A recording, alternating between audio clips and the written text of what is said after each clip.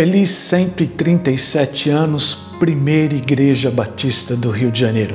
Isso mesmo, durante todo este mês estaremos completando mais um aniversário desta histórica igreja na nossa cidade, no nosso estado, no nosso país e, para não dizer fora dele, pois o ministério dessa igreja vai além dos limites do nosso território brasileiro. É muito bom receber todos vocês neste ministério, nestes cultos e em diversas áreas da nossa igreja.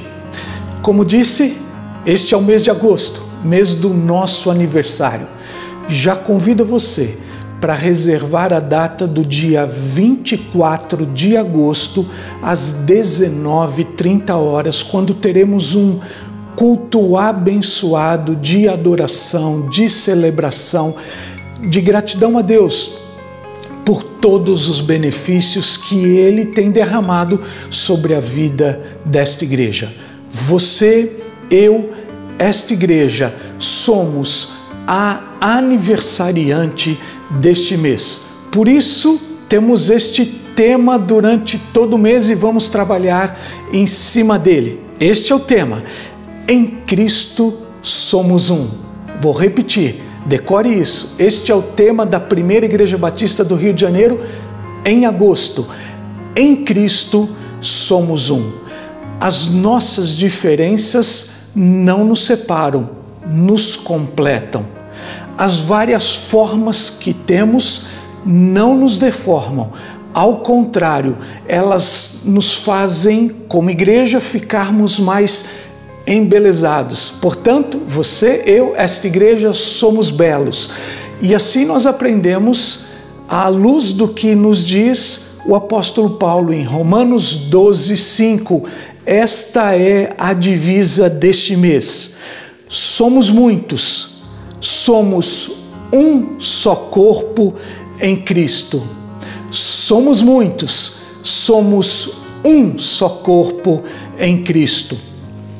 Há um contingente enorme de pessoas diferentes, vários dons, vários talentos, trabalhando durante todo este mês para que estes cultos abençoem a sua vida. Só para você ter uma ideia, nós teremos mosaicos do ministério diaconal, mosaico dos coreutas, teremos mosaico do grupo musical A Viva Voz, Iero Madrigal, Eclésia. Teremos os murais de fotos aos domingos para que você participe, mandando, enviando a sua foto, e vou falar sobre ele daqui a pouco. Nós teremos solos, duetos, participação vocal, participação instrumental.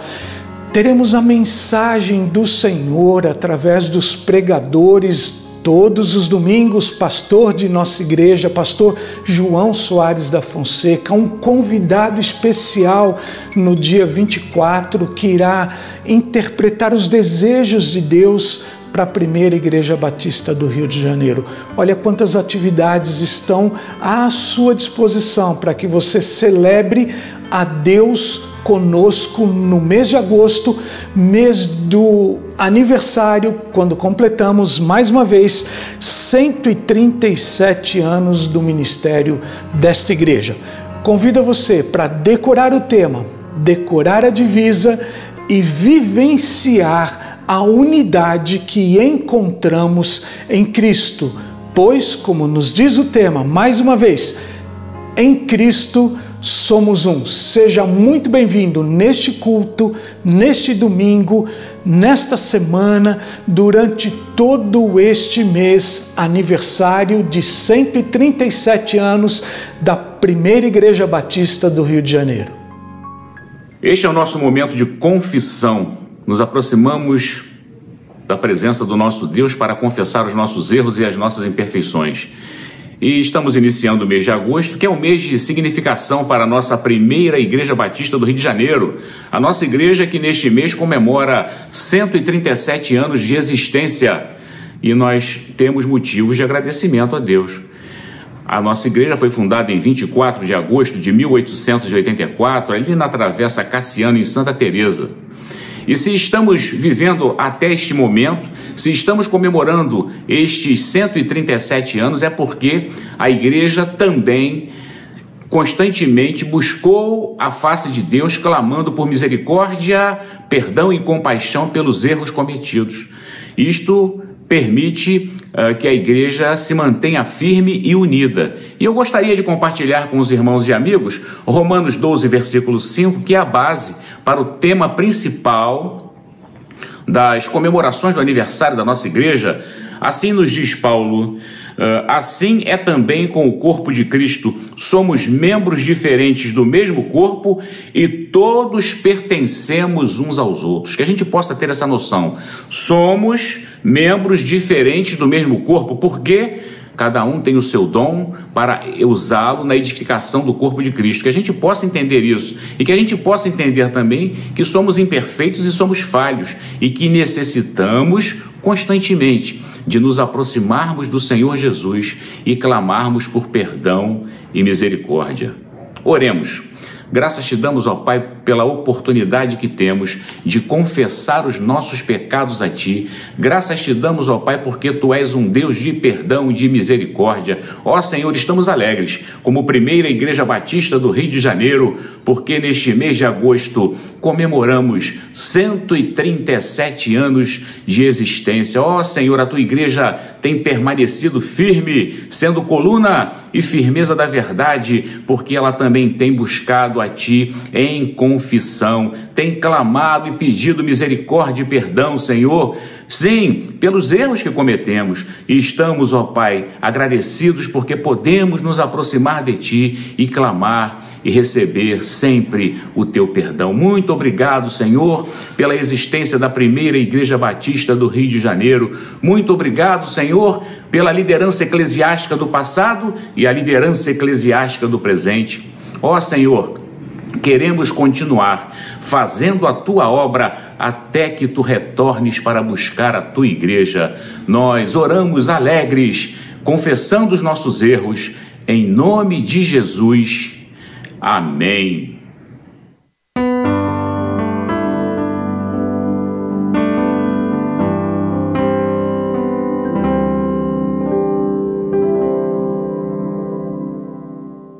Olá, minha igreja. Meu nome é Ana Maria Ferreira, sou membro da primeira Igreja Batista do Rio de Janeiro. Vim à igreja, primeira igreja, através da minha mãe. Eu e meus irmãos. Aqui estou muito feliz na primeira Igreja Batista do Rio de Janeiro.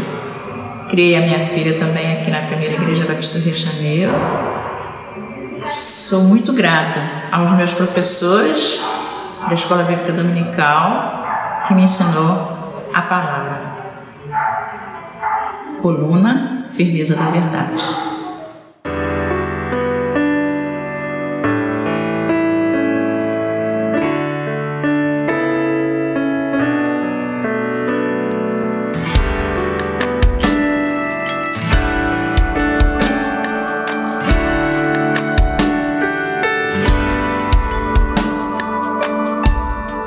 E comunhão,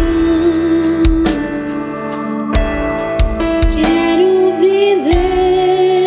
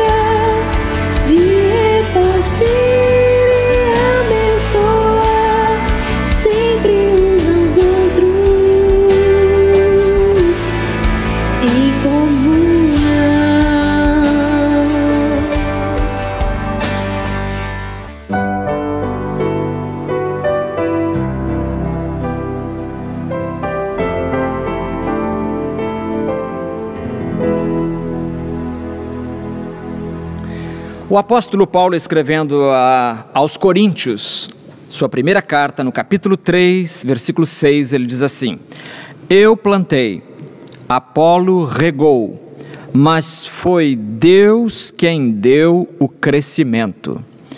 De modo que nem o que planta, nem o que rega são alguma coisa, mas sim Deus que dá o crescimento. O que planta e o que rega trabalham com o mesmo propósito, e cada um receberá a sua recompensa segundo seu trabalho.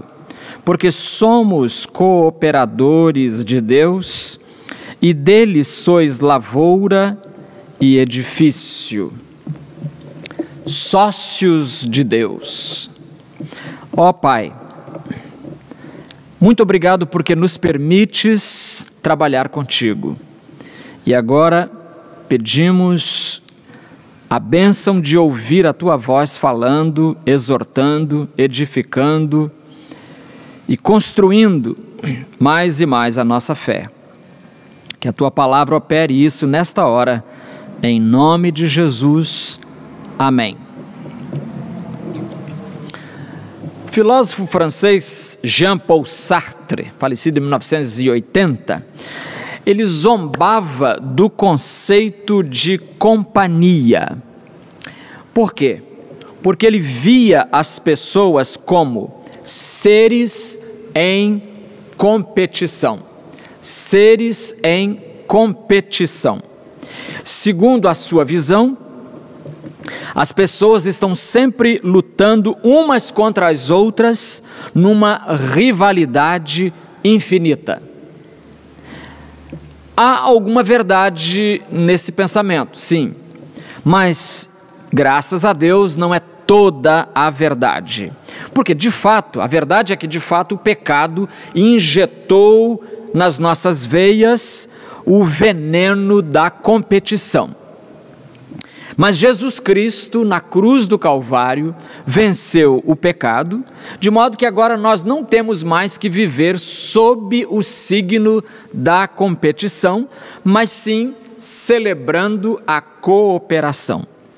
E nossa cooperação no trabalho de Deus, queridos irmãos, é algo de nível superior. Por quê? Porque, como diz Paulo, somos cooperadores de Deus. Versículo 9, somos cooperadores de Deus. A cruz do Calvário e a obra que nela se fez, a cruz criou uma sociedade poderosa chamada igreja. Chamada igreja. Nós participamos do maior projeto que já se concebeu em todo o universo. Que projeto é este? É o projeto de Deus de estabelecer o seu reino entre os homens. E Ele, ao mesmo tempo em que estabelece o seu reino, nos chama para sermos sócios dele. Imagine se Bill Gates chamasse você para ser sócio da Microsoft. Mas o que eu tenho? Eu não tenho capital para... Não, você só entra visitando alguns sites. Se fosse tanta moleza assim, não é? Você ia desconfiar certamente. Então, de acordo com a palavra, como é que se dá essa sociedade e como é que esses sócios se comportam?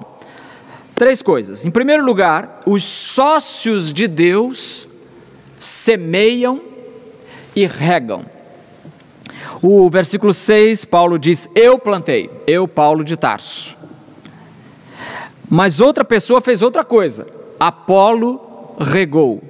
Porque não basta plantar, é preciso plantar e depois regar. Paulo plantou o evangelho em Corinto. Apolo veio depois, sucessor de Paulo naquele ministério, e regou aquilo que Paulo havia plantado.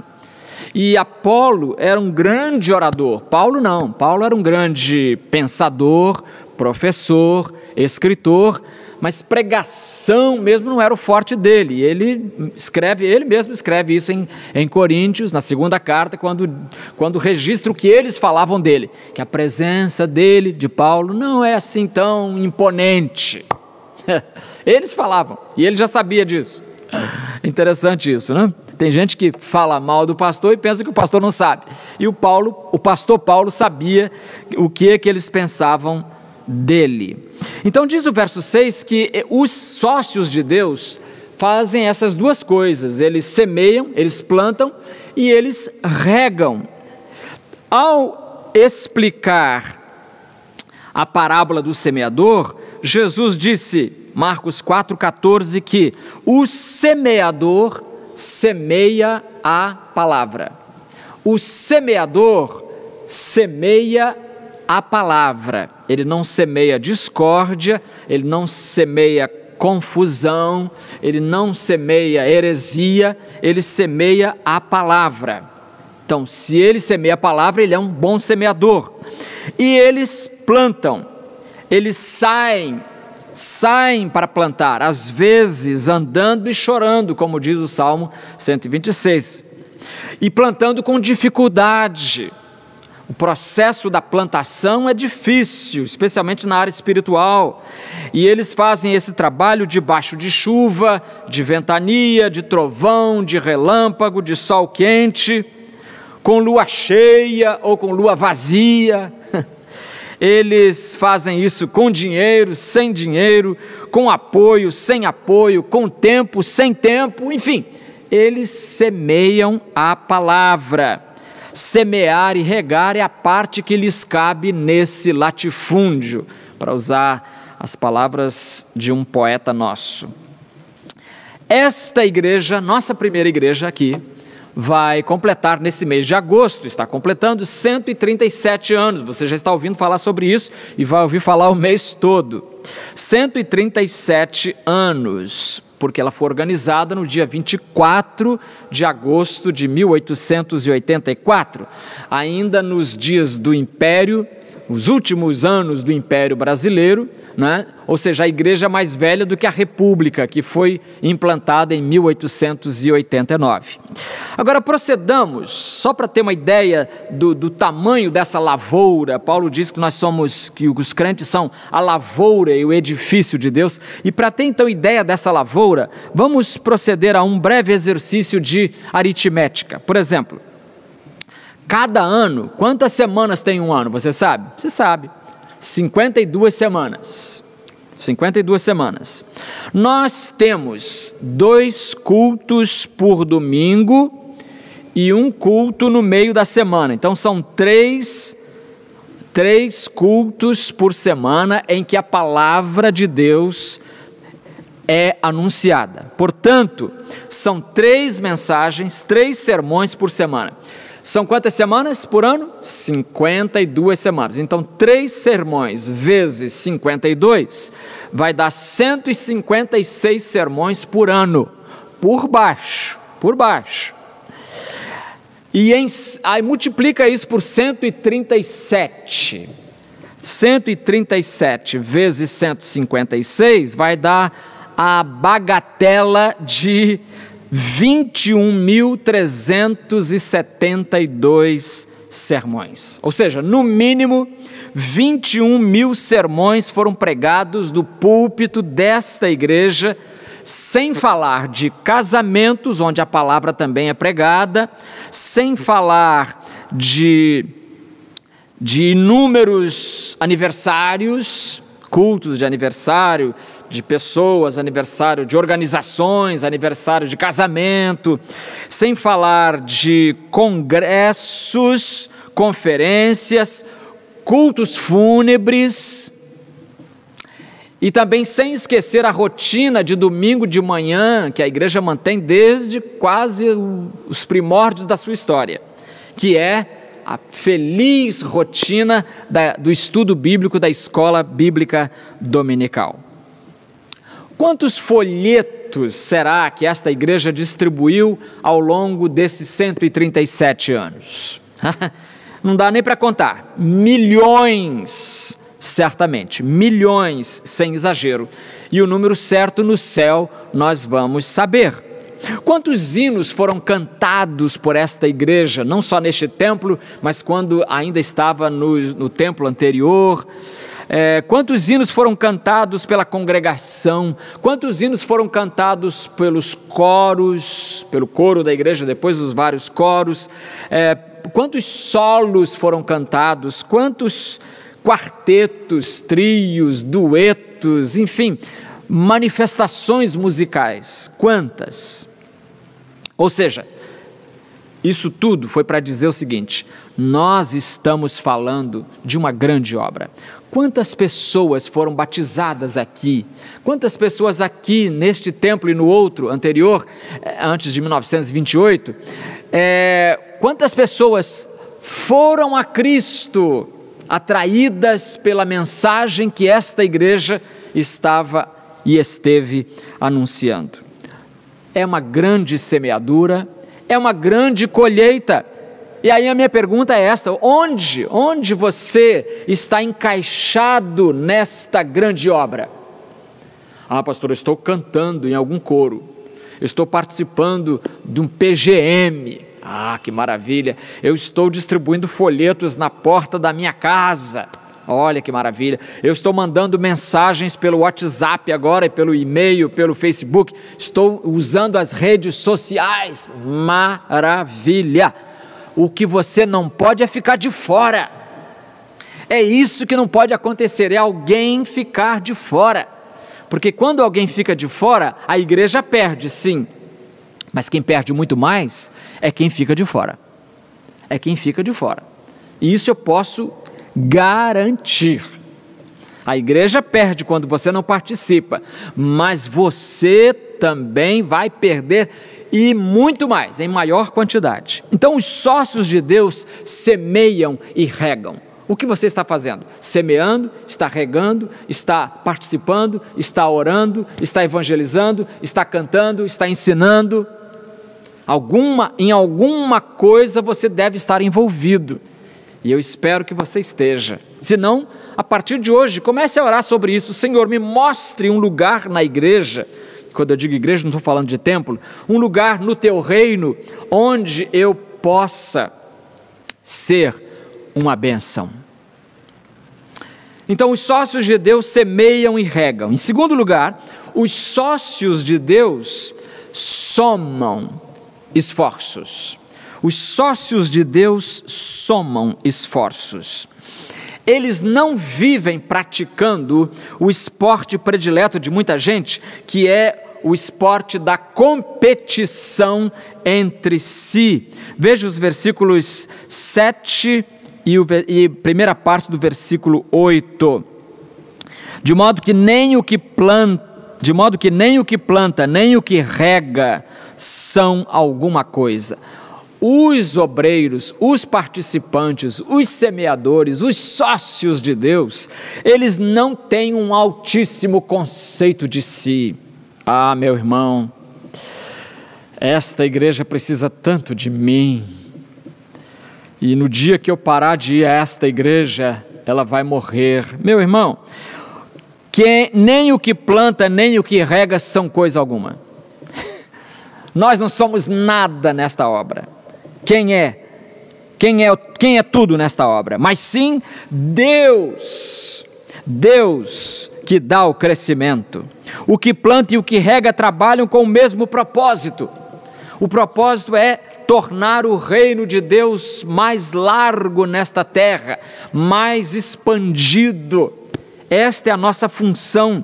Os semeadores, os sócios de Deus, eles somam esforços, eles não vivem competindo entre si. Por quê? Porque eles sabem que é Deus quem dá o crescimento. Meu irmão, nenhum crescimento ocorrerá se Deus não estiver na liderança de sua obra. Nenhum. Podemos gastar todas as nossas energias e vamos gastá-las em vão. Podemos usar todos os nossos esforços, os melhores que tivermos, e usá-los em vão. Nós podemos aproveitar toda a tecnologia última palavra em tecnologia a serviço do reino de Deus. Mas se Deus não der o crescimento, nós vamos desperdiçar tecnologia.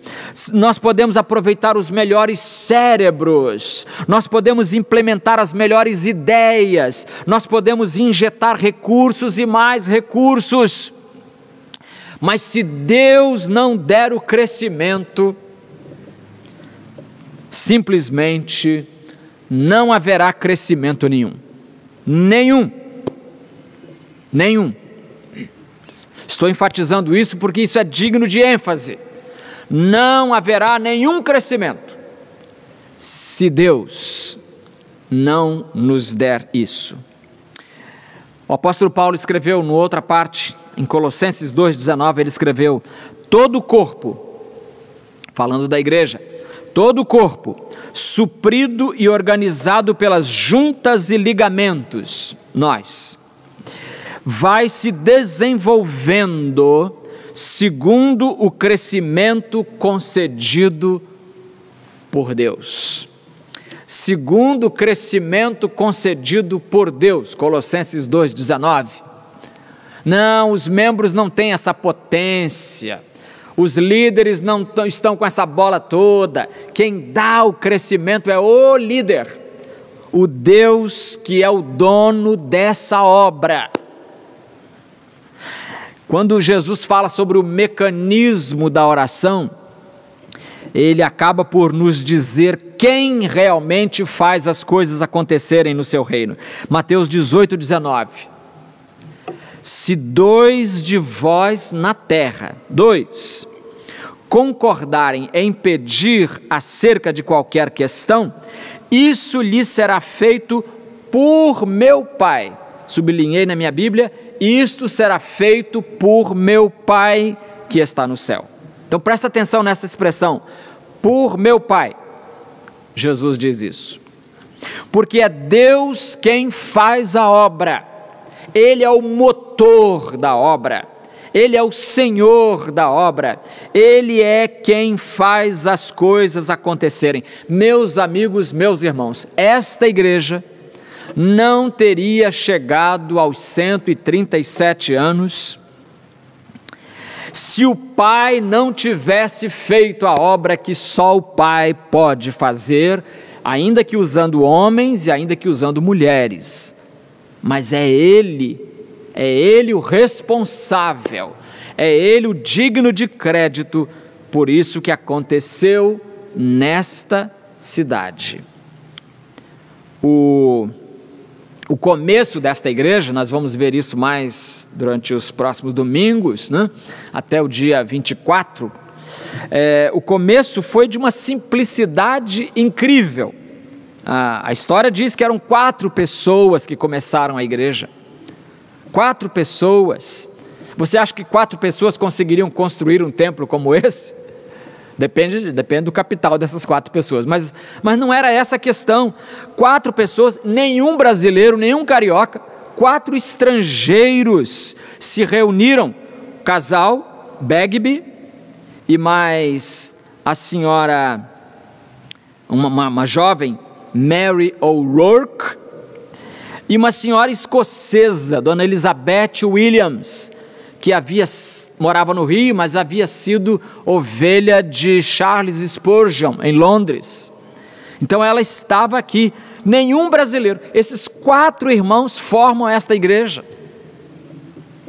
E a organização formal em si se deu na rua Senador Cassiano, aqui perto, no bairro Santa Teresa. Ou seja, Deus realizou o sonho de muitos irmãos de terem uma igreja batista na cidade do Rio de Janeiro. Isso foi em 1884, não foi? Pois bem, a primeira igreja batista no Brasil foi primeira igreja batista fruto do trabalho missionário batista norte-americano, foi em 1882. Então, quando passaram 50 anos, 1932, aí os batistas fizeram um culto especial para celebrar os 50 anos, nada mais natural. E sabe aonde foi aquele culto? Aqui, neste lugar onde eu estou agora. 1932. Estava pensando hoje de manhã que foi o ano que meu pai nasceu, 1932. Então aqui estavam os batistas 50 anos depois, prestando ao Senhor um culto de ação de graças. E quem esteve presente como convidado de honra foi o primeiro casal, o casal fundador, o casal Bagby, o William Bagby e a dona Anna Bagby. Bom, o culto transcorreu e ao final do culto, o velho Bagby foi solicitado a dar uma palavra. Os registros do acontecimento relatam que ele se levantou devagar, provavelmente de uma cadeira dessas, levantou e veio aqui até o púlpito, e ele estava emocionado, muito emocionado.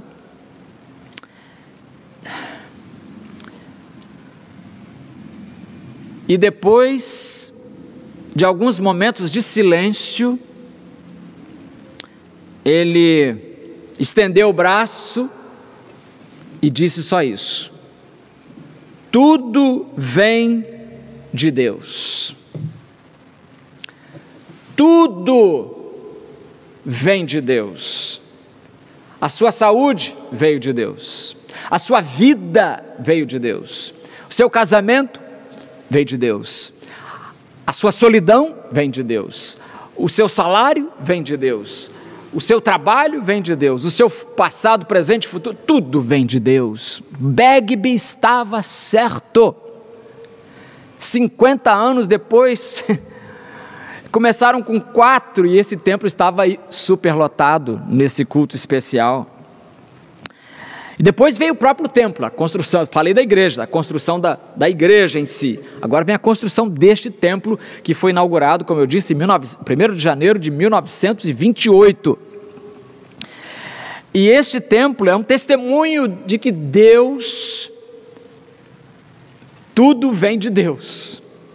Porque o segundo pastor, Francisco Fulgêncio Sorém, sonhou com um templo digno da cidade do Rio de Janeiro. Até então não havia templo nenhum aqui, evangélico, batista. E aí o que aconteceu é que foi feito um grande esforço. E para esse esforço contribuíram muitos irmãos e muitas irmãs. E este templo é em si mesmo uma evidência do poder construtivo da soma. Este templo, porque para que ele fosse levantado, vem esforços de brasileiros, mas vem esforços de norte-americanos, vem esforços de pobres, vem esforços de ricos, vem esforços de não crentes, porque o engenheiro responsável pela obra não era crente. Aí vem os pedreiros, vem os carpinteiros, os pintores, todo mundo se junta nesta obra. Somos cooperadores de Deus, nós somos sócios, e os sócios de Deus somam esforços. Mas parece que o diabo não gosta desta operação matemática que é somar. Ele, na verdade, prefere diminuir e principalmente dividir. Então estejamos sócios de Deus, estejamos atentos. Então, em primeiro lugar, os sócios de Deus semeiam e regam. Em segundo lugar, eles somam esforços. Em terceiro e último lugar, os sócios de Deus terão sua recompensa. O versículo 8 diz: o que planta e o que rega trabalham com o mesmo propósito. Por isso que eles estão somando esforços. E cada um receberá sua recompensa segundo o seu trabalho. Eu preciso dizer, a bem da verdade, que os obreiros que o Senhor chama, capacita e envia, esses obreiros não trabalham por salário, ou só mirando recompensa aqui. Eles o fazem por amor ao Senhor, por amor a essa obra, por amor às pessoas a quem eles sabem que o Senhor ama também. Então, em última análise, é por amor que os obreiros fazem, que os sócios de Deus trabalham. Foi o caso, por exemplo, de 4 homens, 4 sócios de Deus, que moravam em Cafarnaum, no norte da Palestina. E eles tinham um amigo que ficara paralítico. E como os sócios de Deus semeiam e regam, eles semearam bondade para com o amigo, bondade para com aquele amigo. E somando esforços, porque os sócios de Deus fazem isso, arrumaram uma maca e puseram o amigo paralítico nessa maca e saíram pelas ruas da cidade, rumo à casa onde eles sabiam que Jesus estava pregando. Mas quando chegaram na vizinhança, já viram que não dava para chegar na presença de Jesus. A rua estava tomada de gente, a casa, o quintal, tudo tomado. Mas eles não desistiram, porque os sócios de Deus, motivados pelo Senhor, eles não desistem, mesmo com as dificuldades. E eles fizeram o seguinte, criativos ao extremo, deram a volta por trás da casa, subiram ao telhado, devia haver ali uma escada, subiram ao telhado, rasparam o teto, que não era essa laje que nós temos hoje, né? Era um teto mais simples, rasparam o teto, fizeram um buraco ali no teto, e por esse buraco desceram o paralítico até a presença de Jesus. E como recompensa, o que eles ganharam? Quantos R$1.000 eles ganharam de volta?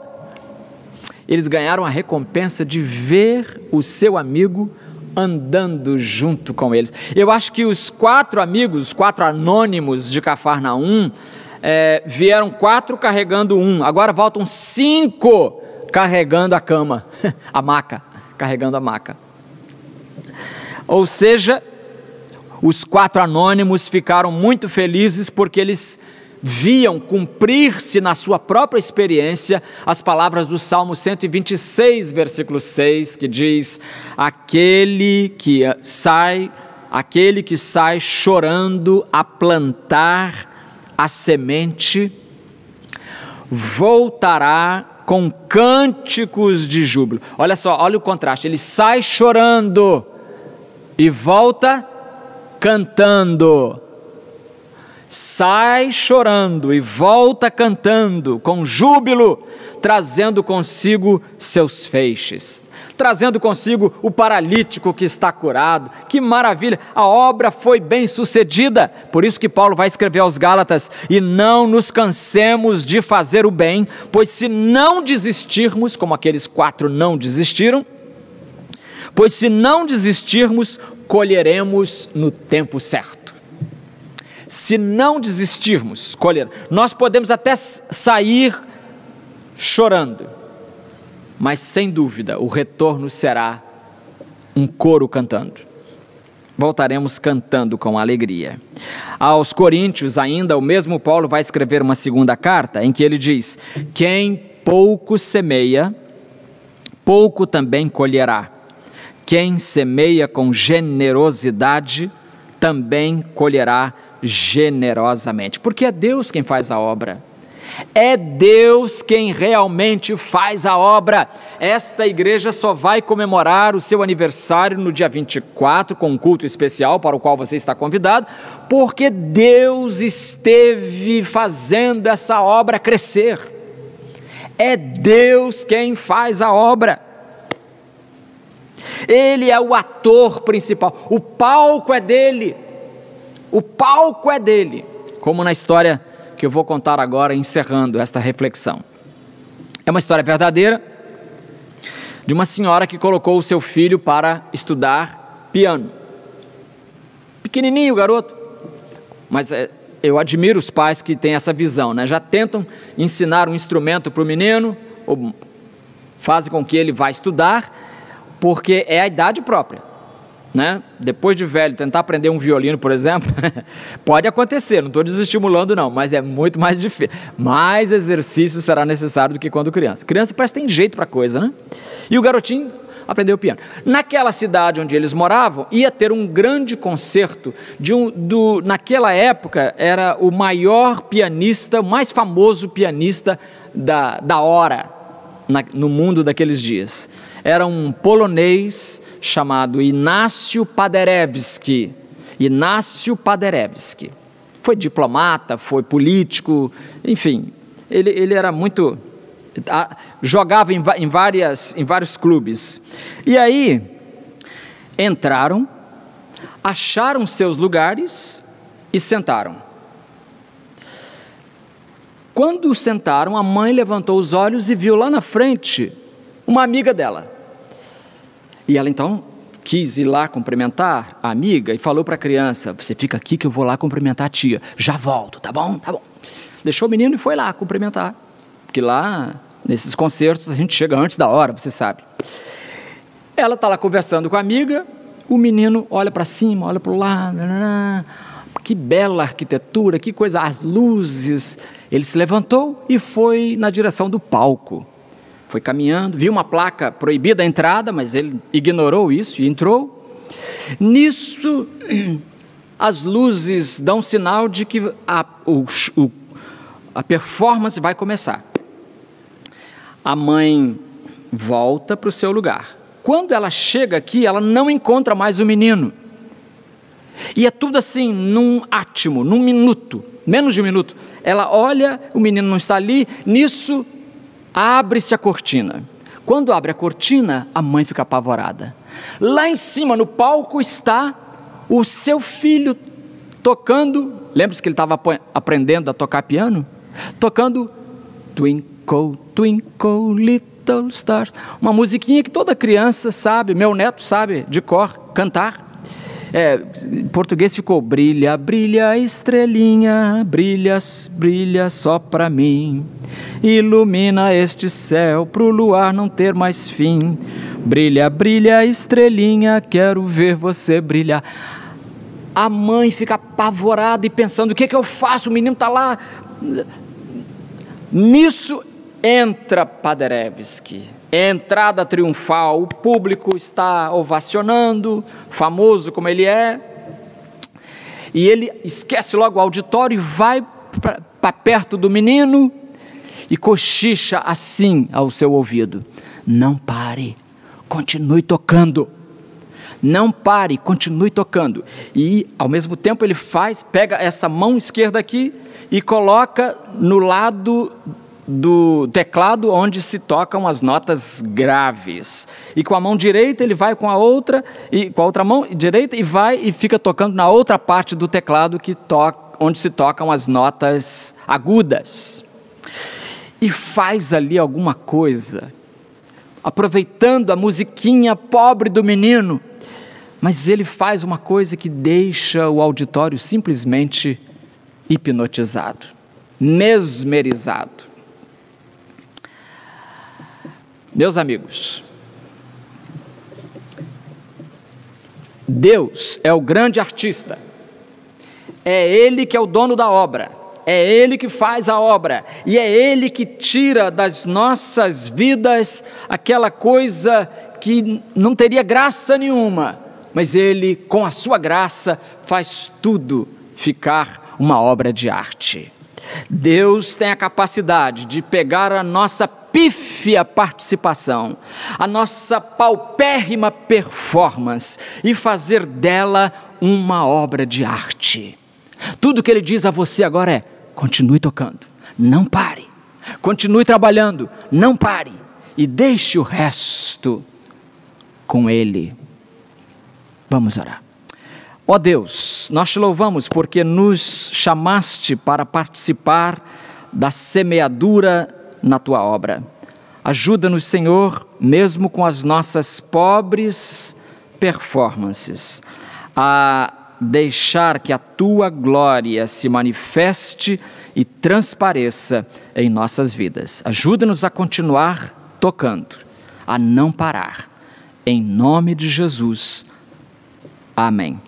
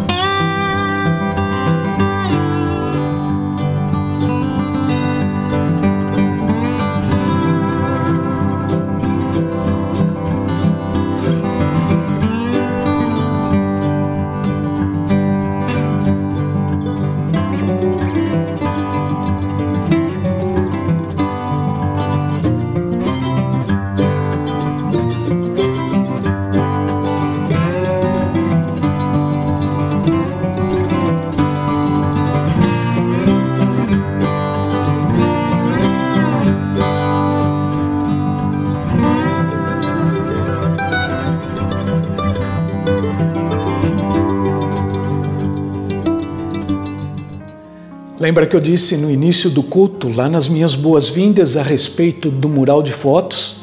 É este mural que você acabou de assistir neste momento. Quer participar deste mural de fotos? Faça o seguinte, mande ou tire a sua foto e mande para nós. Mas olha só, orientações. Primeira orientação, celular na horizontal, nunca na vertical. Segunda orientação, envie a foto que você vai tirar para este e-mail que você já está vendo, pibrj137@gmail.com. Haverá alguém, Marcos Balesteiros, que irá conversar com você a respeito dessas fotos e, se precisar, ele te dará qualquer orientação. Envie no e-mail que você vai nos mandar todos os dados completos do seu nome, da sua localização e, se você pertence a alguma igreja, qual é esta igreja, se assim você quiser fazê-lo. Se você não participa de nenhuma igreja, não há nenhum problema. Ainda assim, a gente faz um esforço para incentivar você, para que você mande a sua foto. Nós vamos recebê-la com todo carinho e vamos inseri-la neste mural de fotos. Teremos mais 6 murais durante todo o mês de agosto. Este foi só o primeiro deles. Portanto, tire sua foto e envie para nós. Prezados irmãos e irmãs, é com muito prazer que me dirijo a todos na ocasião do aniversário de 137 anos de nossa igreja. Aproveito a oportunidade para agradecer o trabalho capaz e dedicado da equipe de voluntários do nosso ministério. A equipe de comunicação da Primeira Igreja Batista do Rio de Janeiro se utiliza de equipes de câmeras, de transmissão de cultos, de sonorização do santuário e de interação com internautas. Além dessas equipes, temos a equipe de arte do boletim, que nos permitem o acesso à ordem do culto, ao conhecimento de todos os eventos da Primeira Igreja Batista do Rio de Janeiro e também da nossa denominação. Nos tempos presenciais, a equipe da SECOM permanece no santuário para permitir a sonorização e a transmissão dos cultos pela internet, além da gravação de programas de rádio que são transmitidos dominicalmente. Nos tempos atuais de pandemia, A equipe da SECOM tem sido fundamental, pois nos permite receber em casa de forma segura a transmissão dos cultos gravados na nossa igreja e também a transmissão do culto nas quartas-feiras. Então, é em nome de todos que agradeço a equipe da SECOM, porque percebemos que somos um. Que Deus abençoe a todos.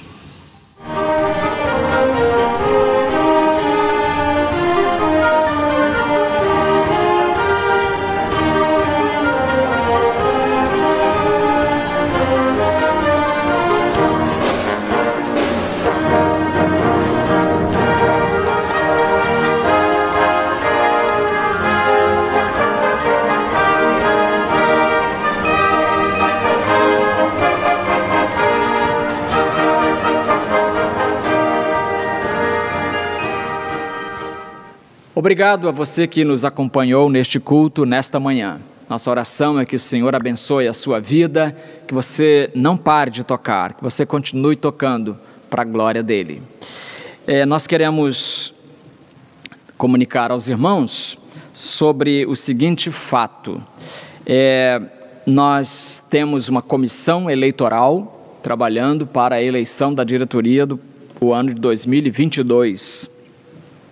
E essa comissão está sendo presidida, na relatoria está o diácono Mário Linhares.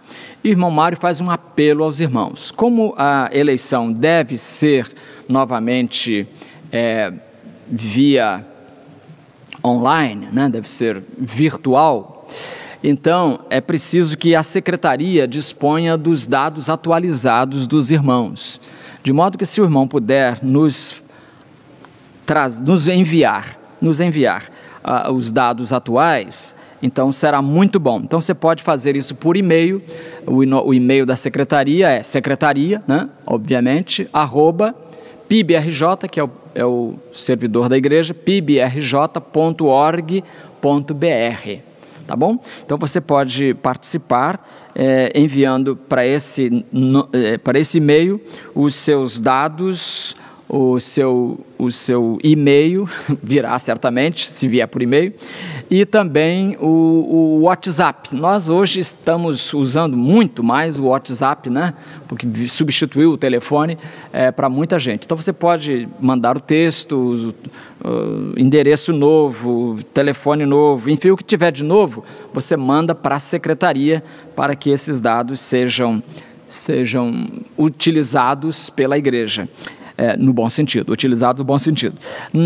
Ou você pode também telefonar, alguns irmãos preferem ainda o velho telefone, você pode telefonar para a secretaria, né, de segunda a sexta-feira, entre 13 e 18 horas.